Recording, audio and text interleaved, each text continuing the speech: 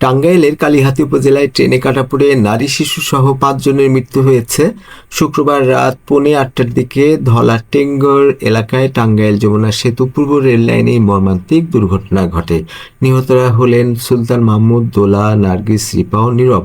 তারা সবাই গাইবান্ধার সাদুল্লাপুরের বাসিন্দা বলে জানা গেছে। যমুনা সেতু পূর্ব থানার ওসি মোহাম্মদ রুহানি এ তথ্য নিশ্চিত করেছেন। পুলিশ ও রেলওয়ে সূত্রে জানা যায়, গাইবান্ধার পলাশবাড়ি থেকে ঢাকাগামী একটি যাত্রীবাহী বাসের জ্বালানি শেষ হয়ে যায়।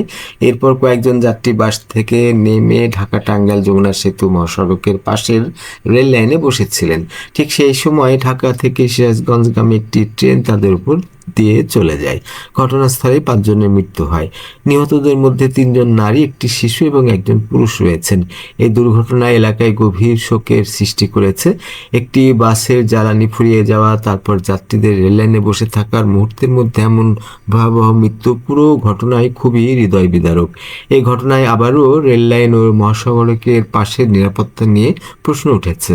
টাঙ্গাইলের এই দুর্ঘটনা এখন সারা দেশে আলোচনায় এসেছে।